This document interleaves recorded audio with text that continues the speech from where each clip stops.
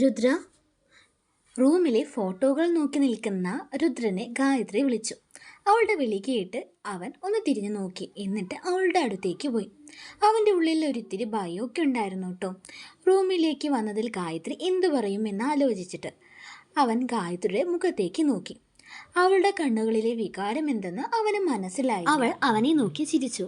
എന്നിട്ട് അവനോട് ചോദിച്ചു, എന്തേടോ, മടുത്തോ ഈ കല്യാണ നാടകം എന്ന്?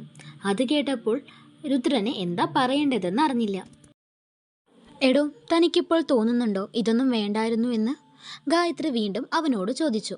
അതിന് അവൻ പറഞ്ഞു, ഇല്ല, എനിക്ക് ഒരിക്കലും തോന്നുന്നില്ല. എൻ്റെ തീരുമാനം തെറ്റാണെന്ന്. അത് കേട്ടതും ഗായത്രി അവനോട് പറഞ്ഞു, എടോ, എനിക്ക് തന്നോട് കുറച്ച് കാര്യങ്ങൾ സംസാരിക്കാനുണ്ട്. ഇത് കല്യാണത്തിന് മുമ്പ് സംസാരിക്കേണ്ടതായിരുന്നു. പക്ഷെ അതിനുള്ള സമയം നമുക്ക് രണ്ടാൾക്കും കിട്ടിയില്ല. എനിക്കിനി ഒരിക്കലും ഒരാളെയും ഭർത്താവായി കാണാനോ അംഗീകരിക്കാനോ പറ്റില്ലടോ. അത് ഞാൻ തന്നോട് നേരത്തെ പറഞ്ഞ കാര്യമാണല്ലോ. ഞാനൊന്ന് ഓർമ്മിപ്പിച്ചതാ. നമ്മൾ രണ്ടാളും ഇപ്പോൾ മറ്റുള്ളവരുടെ കണ്ണിൽ ഭാര്യ ഭർത്താക്കന്മാരാണ്. പ്രത്യേകിച്ച് നമ്മുടെ വീട്ടുകാരുടെ കൺമുന്നിൽ നമ്മൾ സ്നേഹനിധിയായ ഭാര്യ ഭർത്താക്കന്മാരായിരിക്കണം എന്നും. ഞാൻ പറയുന്നതിൻ്റെ പൊരുൾ തനിക്ക് മനസ്സിലാവുന്നുണ്ടോ? ഗായത്രി രുദ്രനോട് ചോദിച്ചു. അവൻ മനസ്സിലാവുന്നു എന്ന തരത്തിൽ തലയാട്ടി. ആ, പിന്നെ എടോ, ഒരു ഭാര്യ എന്ന നിലയിൽ താൻ എന്നിൽ നിന്ന് ഒന്നും പ്രതീക്ഷിക്കരുത്. എടോ, എൻ്റെ അച്ഛനും എന്നെ മകളെ പോലെ സ്നേഹിക്കുന്ന കല്യാണിയമ്മയും ഒക്കെ എനിക്ക് നല്ലൊരു ജീവിതം കിട്ടി എന്നതിൻ്റെ പേരിൽ ഒരുപാട് സന്തോഷിക്കുന്നുണ്ട്. അവരുടെ മുഖത്ത് കുറേ കാലത്തിന് ശേഷം നല്ലൊരു പുഞ്ചിരി തന്നെ കണ്ടത്. ആ സന്തോഷം ഇല്ലാതാക്കണ്ട എന്നാണ് ഞാൻ പറഞ്ഞു വരുന്നത്. മനസ്സിലായോ?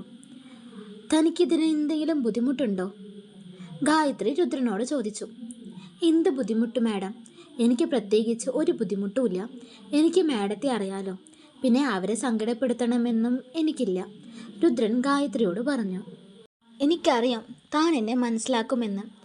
എന്നാൽ ഭാര്യ എന്ന നിലയിൽ തനിക്ക് എന്നോട് ഒരു ഫീലിങ്സും വരാൻ പാടില്ല. കോൺട്രാക്ട് കാര്യം ഇന്നും ഓർമ്മയിൽ വേണം. ഇത് കഴിഞ്ഞ് നല്ല സുഹൃത്തുക്കളായി നമുക്ക് പിരിയാം. പിന്നെ എൻ്റെ കുഞ്ഞ് ഒരിക്കലും അറിയരുത് ഞാൻ അവളുടെ യഥാർത്ഥ അമ്മയല്ലെന്ന്. പിന്നെ നമ്മൾ പിരിഞ്ഞാലും എനിക്ക് കുഞ്ഞിനെ കാണാനുള്ള അവസരം ഉണ്ടാക്കി തരണം, രുദ്രനോട് ഗായത്രി പറഞ്ഞു. അത് കേട്ടപ്പോൾ രുദ്രൻ ഒന്ന് ചിരിച്ചു. അവൻ്റെ മനസ്സിൽ പറഞ്ഞറിയിക്കാൻ പറ്റാത്തത്ര വിഷമം ഉണ്ടായിരുന്നു കേട്ടോ ഗായത്രിയുടെ വാക്കുകൾ കേൾക്കുമ്പോൾ. എന്നാൽ അവനതൊന്നും ഗായത്രിയുടെ മുമ്പിൽ കാണിച്ചില്ല. അവൻ എല്ലാത്തിനും സമ്മതമെന്ന രീതിയിൽ തലയാട്ടി. നമ്മുടെ രണ്ടാളുടെയും കല്യാണം കഴിഞ്ഞത് ഓഫീസിൽ അറിയണ്ട. തനിക്ക് അതറിയാത്തതാ നല്ലത്. ഓക്കെ മാഡം, ഞാനും അത് പറയാൻ വന്നതാ എന്ന് രുദ്രൻ ഗായത്രിയോട് പറഞ്ഞു. അത് കേട്ടപ്പോൾ ഗായത്രി അവൻ്റെ മുഖത്തേക്ക് നോക്കി. എടോ, അതില്ലേ, താൻ എന്നെ ഇവിടെ ഇനി മാഡം എന്നൊന്നും വിളിക്കണ്ട. കാരണം എൻ്റെ അച്ഛൻ്റെയും കല്യാണിയമ്മയുടെയും ഫാമിലിയുടെയും മുമ്പിലൊക്കെ താൻ എൻ്റെ ഭർത്താവല്ലേ.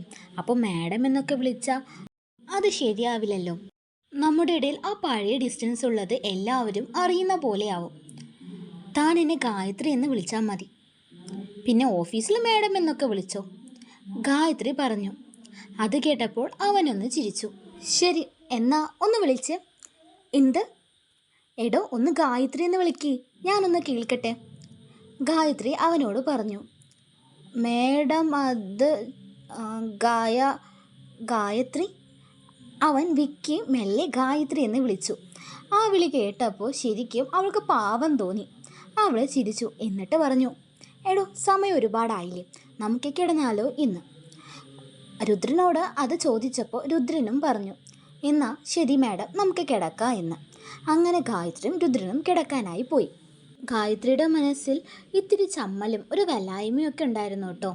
രുദ്രൻ തൻ്റെ ബെഡിൽ കിടക്കുന്നതിന് അവൾക്ക് അത്ര കംഫർട്ടായി തോന്നിയില്ല. കുഞ്ഞു നടുവിലുണ്ടായിട്ട് പോലും. പക്ഷെ അവൾക്കത് പറയാൻ പറ്റില്ലല്ലോ. ഇത്രയൊക്കെ തനിക്ക് വേണ്ടി ചെയ്ത ആളോട് എങ്ങനെയാ താഴെ കിടക്കാന്ന് പറയാ? അത് മോശമല്ലേ? അവൾ ആ ബെഡിൻ്റെ സൈഡോരം ചേർന്ന് കിടന്നു. ശിവമോള് നടുവിലുണ്ട് കേട്ടോ. അവൾ കുഞ്ഞിനെ തൻ്റെ നെഞ്ചോട് ചേർത്ത് പിടിച്ചു. കുഞ്ഞിൻ്റെ ഇടത്തുഭാഗത്ത് രുദ്രൻ കിടക്കുമെന്നാണ് അവൾ കരുതിയത്. എന്നാൽ അവൻ തലയണയും പുതപ്പും എടുത്ത് റൂമിൽ വെച്ച സോഫയിൽ പോയി കിടന്നു. അവൻ്റെ ആ നീക്കം ഗായത്രി ഒട്ടും പ്രതീക്ഷിച്ചിരുന്നില്ല. അവളുടെ മനസ്സ് മനസ്സിലാക്കിയ പോലെയായിരുന്നു രുദ്രൻ പെരുമാറിയത്. അവൾ അവനെ തന്നെ നോക്കിക്കൊണ്ടിരുന്നു. അവൻ ആ സോഫയിൽ കയറി തലയാണ വെച്ച് പുതപ്പ് മൂടി കിടന്നു. ഗായത്രിയെ ഒന്ന് നോക്കിയ പോലുമില്ല. അവൻ്റെ ആ കിടപ്പ് കണ്ടപ്പോൾ ഗായത്രി ഓർത്തു, എന്ത് പാവ ഈ മനുഷ്യനെന്ന്.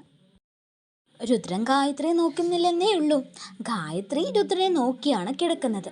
ഗായത്രിയുടെ മനസ്സിൽ അവനെക്കുറിച്ചുള്ള ചിന്തകൾ മാത്രമായിരുന്നു ഈ നിമിഷം പോയിക്കൊണ്ടിരുന്നത്.